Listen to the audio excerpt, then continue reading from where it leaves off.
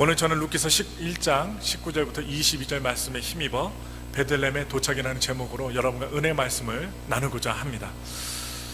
오늘 본문에 나오는 나오미와 룻이 베들레헴에 도착하는 장면이 나옵니다. 그래서 본문에 보면 이에 그 두 사람이 행하여 베들레헴까지 이르니라. 모압 땅에서 출발해서 베들레헴에 이르기까지 긴 여정이 다 끝났습니다. 이제 베들레헴에서의 새로운 삶이 시작이 됩니다. 끝과 동시에 새로운 시작입니다.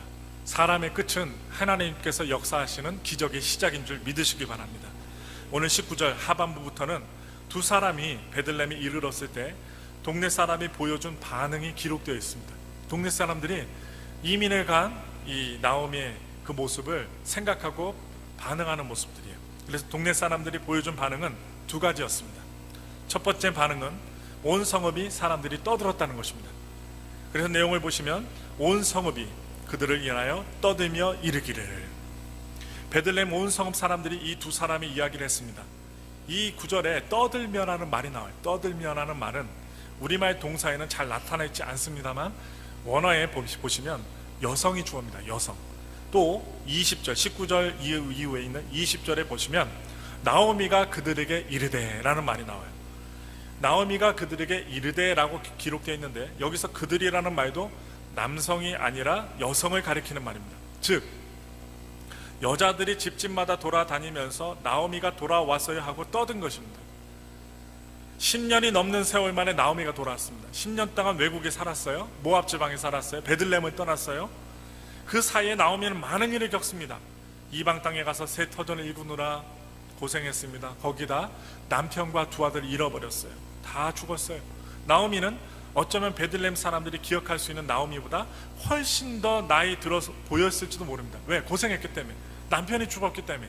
두 아들 말론과 기론이 죽었기 때문에 마음으로 고통받았기 때문에 그 베들레헴을 떠나기 직전의 얼굴보다는 그 베들레헴에 들어갔을 때 얼굴이 망가졌을 것입니다. 왜? 심령이 고단했기 때문에. 그렇지만 베들레헴의 온 성도들이 그들로 인해서 떠들었습니다. 반갑고 기뻐서 그랬을 것입니다. 떠들다든지 큰 소리가 난다든지 하는 표현을 성경의 몇 군데서 찾아보면 사무엘상 4장 5절에 여호와의 언약궤가 진에 들어올 때에 온 이스라엘이 큰 소리로 외치며 땅이 울린지라. 얼마나 많은 사람들이 크게 찬양하고 외쳤으면 땅이 울릴 정도로 큰 소리가 났다는 것이죠. 열왕기상 1장 45절에 제사장 사독과 선지자 나단이 기온에서 기름을 부어 왕을 삼고 무리가 그곳에서 올라오며 즐거함으로 성중이 진동하였나니 당신들에게 들린 소리가 이것이라. 기름 부어 왕을 세울 때도 이렇게 진동하는 그 소리와 그리고 환호성 소리가 있었다는 것이죠. 또한 미가서 2장 12절에 야곱아 내가 정령이 너희 무리를 다 모으며 내가 정령이 이스라엘의 남은 자를 모으고 그들을 한 처소에 두기를 보수라. 양떼같이 하며 초장이 양떼같이 하리니 그들의 인수가 많음으로 소리가 크게 들릴 것이며. 상기, 여러분 제가 좀 전에 말씀드렸던 세 가지 구절 모두 기쁘고 즐거워서 큰 소리를 내고 있음을 묘사하고 있는 내용입니다. 그런데 베들레헴 사람들이 보여준 두 번째 반응은 나오미에게 와서 질문을 한 것입니다. 자기네들끼리 떠든 것이 아니라 두 번째 반응은 나오미 가까이 찾아와서 떠들고 이야기하고 질문한 거예요. 무엇이냐? 떠들며 이르기를 네가 나오미냐? 너가 나오미 맞냐? 묻는 것입니다. 정말 나오미가 왔어? 내가 정말 나오미야? 하면서 옆에 와서 기쁘기도 하고 놀랍기도 해서 나오미의 옛 친구들이 이런 반응을 보였습니다. 탕자의 비유에서 탕자를 맞이하는 아버지의 모습도 바로 이런 모습 아닐까 생각이 되어요. 잃어버린 한 마리의 양을 찾은 선한 목자의 심령도 아마 이와 같을 것입니다. 그렇다면 인생의 쓰라린 상처를 안고 교회를 찾는 이들을 맞이하는 우리의 모습, 새 가족들을 환영하는 우리들의 모습 또한 이런 모습이 되어야 될 것입니다. 찾고 당신 정말 우리 옆집에 사는 사람 맞아요? 엘파스에 사는 사람 맞아요? 그런데 20절부터 21절에 보시면 동네 사람들을 반가워하는 반응은 동네 사람들이 나오미와 그 며느리 룻을 보고 반가워하는 모습이 보이기도 하지만 나오미의 반응은 전혀 다릅니다. 오늘 주인공 나오미, 그 시어머니 나오미는 그 친구들 주변 동네 사람들의 반응에 아주 정반대 모습이에요. 1장 룻기서 1장 20절부터 21절에 보시면 나오미가 그들에게 이르되 나를 나오미라 칭하지 말고 마라라 칭하라. 이는 전능자가 나를 심히 괴롭게 하셨음이니라. 내가 풍족하게 나갔더니 여호와께서 나로 비어 돌아오게 하셨느니라.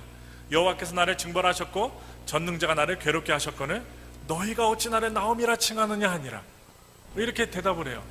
나오미는 10수년 만에 다시 정든 고향에 돌아왔어요. 10년 이후에 옛날 이웃 친구들과 함께 거닐던 자리, 그리고 고향, 자신의 두 아들이 어릴 때부터 뛰어놀던 자리를 바라볼 때 마음에 만감이 교차했을 거예요.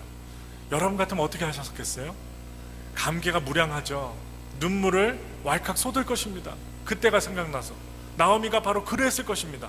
그러나 나오미는 기쁘게 반기는 동네 사람들에게 자기를 나오미라 부르지 말고 마라라 부르고 합니다. 마라라. 나오미라는 뜻이 뭐였어요? 우리가 계속 성경을 많이 기쁨이라는 뜻이에요. 환이라는 뜻이에요. 그 이름 자체가 기쁘고 정말로 행복하고 환이라는 뜻인데 마라, 쓰다는 것입니다. 쓰다. 나 괴롭다는 뜻입니다. 나 이름을 기쁘다라고 하지 말고 괴롭다, 쓰다, 이렇게 이름 불러라. 나 지금 괴로워. 이렇게 이름을 바꿔요. 그래서 마라라는 말은 괴로움이라는 뜻을 가진 말인데 나오미가 왜 이렇게 괴롭습니까? 그 이유가 20절 하반부부터 나와요. 20절 하반부.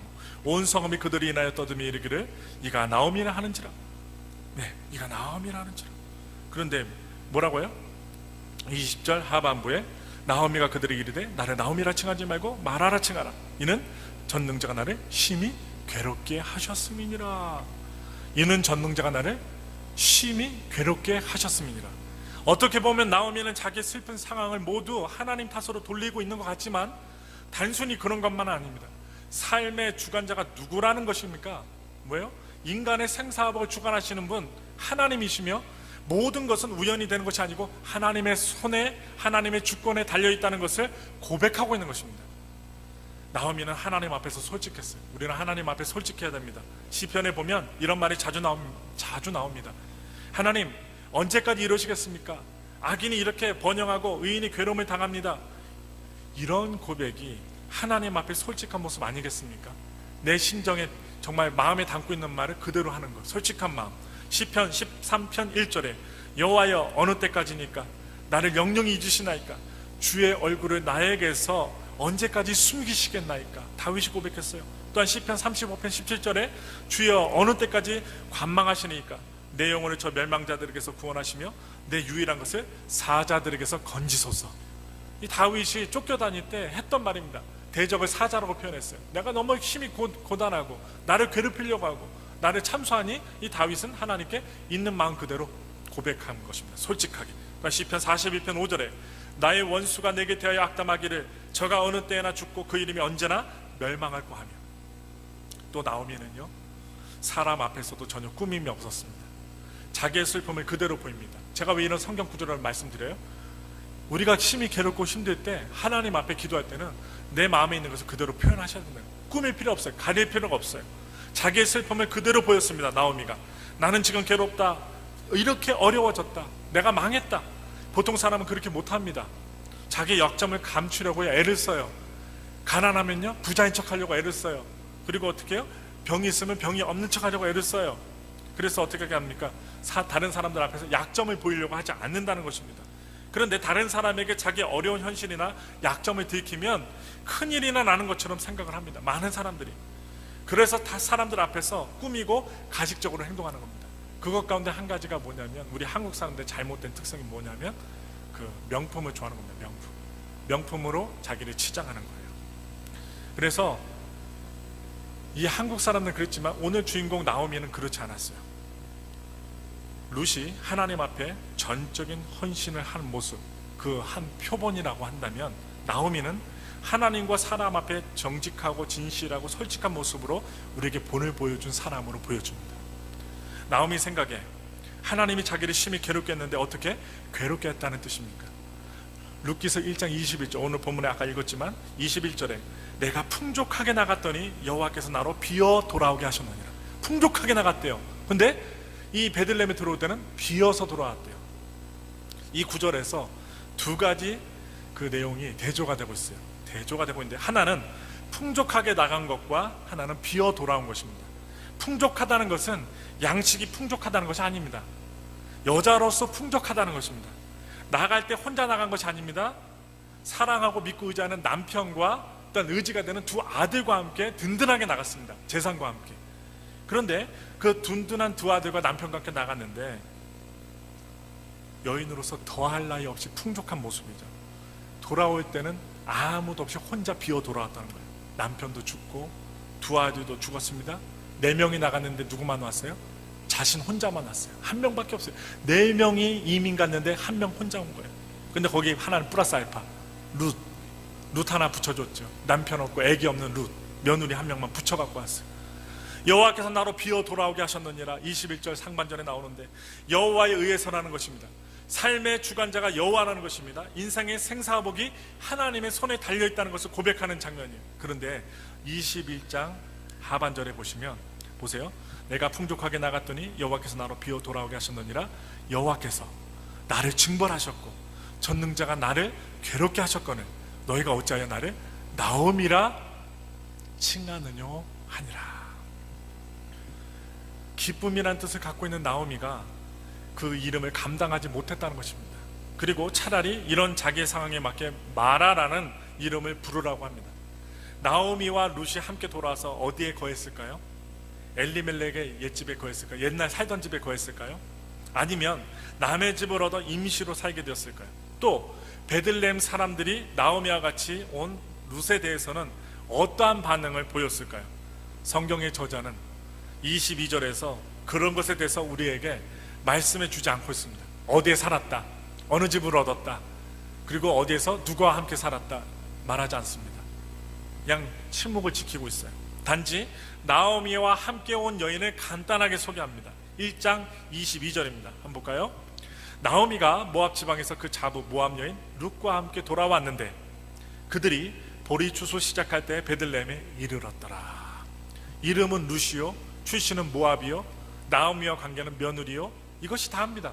그냥 다른 내용은 없어요. 어디 가서 살았다는 내용 없고 이 모압 여자 며느리에 대해서만 얘기가 나옵니다. 나오미와 룻이 어디에서 왔습니까? 모압 지방에서 왔습니다. 나오미가 룻과 함께 모압 지방에서 돌아왔다는 말 다음에 보면 룻기의 내용상 아주 중요한 말이 나옵니다.